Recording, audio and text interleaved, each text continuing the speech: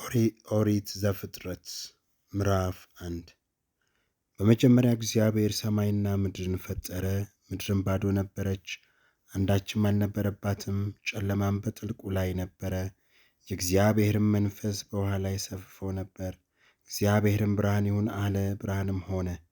እግዚአብሔርም ብርሃኑ መልካም እንደሆነ አየ። እግዚአብሔርም ብርሃንንና ጨለማን ለየ። እግዚአብሔርም ብርሃኑን ቀን ብሎ ጠራው፣ ጨለማውንም ሌሊት አለው። ማታም ሆነ ጠዋትም ሆነ አንድ ቀን።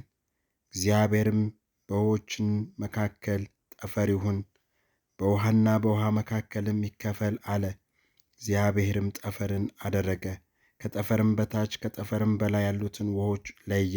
እንዲሁም ሆነ። እግዚአብሔርም ጠፈርን ሰማይ ብሎ ጠራው። ማታም ሆነ ጠዋትም ሆነ ሁለተኛ ቀን።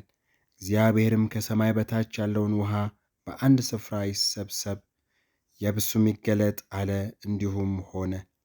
እግዚአብሔርም የብሱን ምድር ብሎ ጠራው፣ የውኃ መከማቻውንም ባሕር አለው። እግዚአብሔርም ያ መልካም እንደሆነ አየ። እግዚአብሔርም ምድር ዘርን የሚሰጥ ሣርንና ቡቃያን፣ በምድርም ላይ እንደ ወገኑ ዘሩ ያለበትን ፍሬን የሚያፈራ ዛፍን ታብቅል አለ። እንዲሁም ሆነ። ምድርም ዘርን የሚሰጥ ሣርንና ቡቃያን፣ እንደ ወገኑ ዘሩም ያለበትን ፍሬን እንደሚያፈራ ዛፍን እንደ ወገኑ አበቀለች። እግዚአብሔርም ያ መልካም እንደሆነ አየ። ማታም ሆነ ጠዋትም ሆነ ሦስተኛ ቀን። እግዚአብሔርም አለ፣ ቀንና ሌሊት ይለዩ ዘንድ ብርሃናት በሰማይ ጠፈር ይሁኑ፣ ለምልክቶችም፣ ለዘመናትም፣ ለዕለታትም፣ ለዓመታትም ይሁኑ።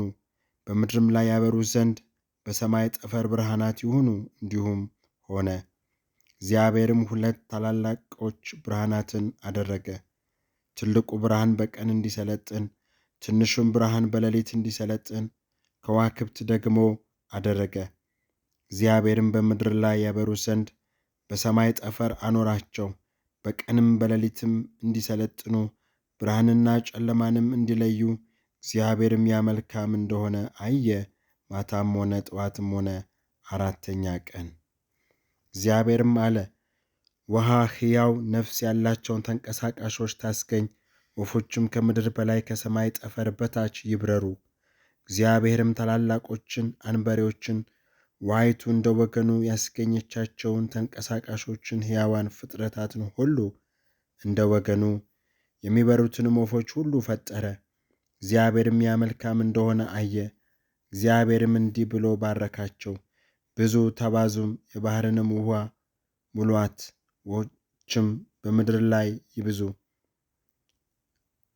ማታም ሆነ ጠዋትም ሆነ አምስተኛ ቀን። እግዚአብሔርም አለ፣ ምድር ሕያዋን ፍጥረታትን እንደ ወገኑ፣ እንስሳትንና ተንቀሳቃሾችን፣ የምድር አራዊትን እንደ ወገኑ ታውጣ። እንዲሁም ሆነ።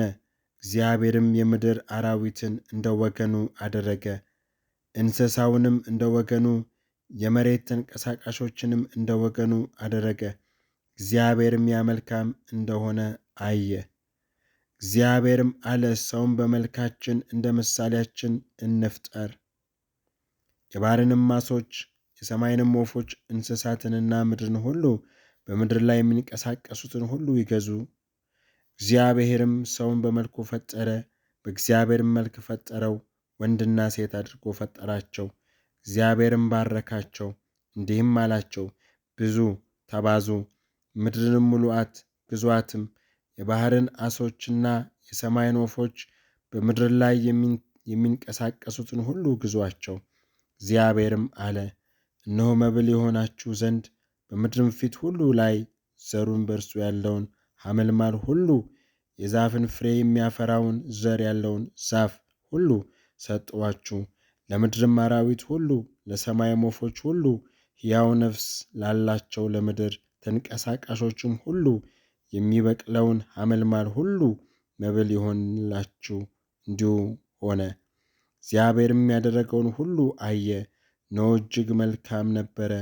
ማታም ሆነ ጠዋትም ሆነ ስድስተኛ ቀን።